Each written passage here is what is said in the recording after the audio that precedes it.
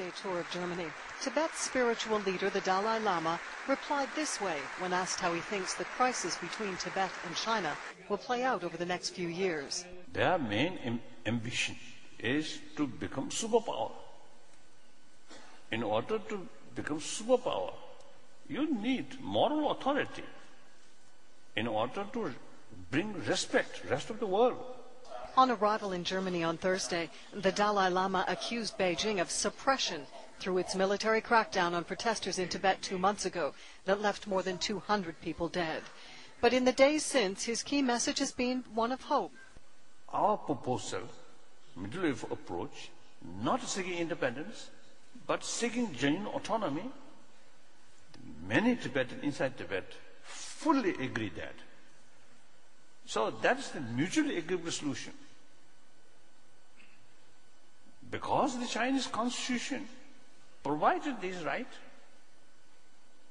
and their policy regarding minority, certain rights mentioned there. Now the problem is, all these rights just remain in paper. Despite protests from China, a member of the German government is to receive the Dalai Lama on Monday. Susan Flory, Reuters. To the affectionate crowds that greet him around the world, like these supporters in Germany, the Dalai Lama, the exiled leader of Tibet's Buddhists, is a revered campaigner for human rights and religious understanding. For political leaders, he poses an awkward choice. They want to show the folks at home that they too sympathise with the oppressed. But they're aware that China sees the Dalai Lama in a different light, as a so-called traitor who foments Tibetan separatism. Some take the bold option. President George W. Bush last November presented His Holiness with the highest civilian honour, a Congressional Gold Medal. Seemingly no worries about a Chinese backlash. They didn't like it, of course. But I don't think it's going to severely damage relations. In the past, German Chancellor Angela Merkel has greeted the Dalai Lama. But in Berlin this week, the highest official to meet him was the development minister. And though Britain's Prime Minister Gordon Brown met the Dalai Lama Friday, it was in a carefully calibrated context. Not at number 10 Downing Street, a political forum, but at Lambeth Palace, the residence of the Archbishop of Canterbury. Mr. Brown regarded the visitor, it was explained, not as a political figure, but as a religious leader.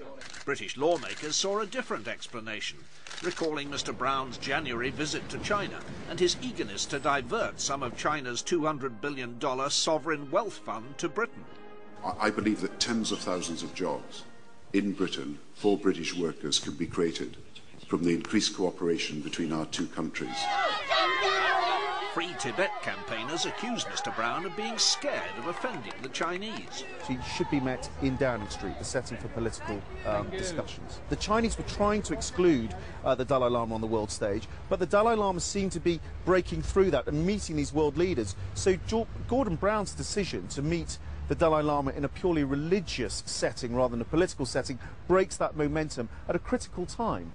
The man himself emphasised to British lawmakers that he wasn't an elected political leader, merely an advisor, and that he didn't seek independence for Tibet. But there was a gentle rebuke for those who walk on diplomatic eggshells. Economy is important, but human values are more important. Human issue more important. Like human rights and also the environment issue. These are very, very important.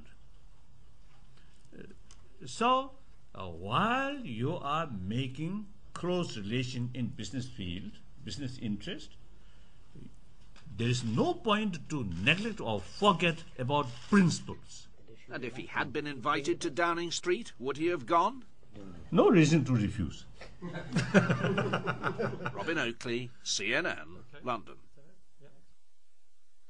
I welcome the recent statements by the Chinese government expressing its willingness to meet with representatives of the Dalai Lama, precisely what I have suggested President Hu Jintao do. I think it's important that there be a renewed dialogue, and that dialogue must be substantive, so we can address the real way, in a real way, the deep and legitimate concerns of the Tibetan people.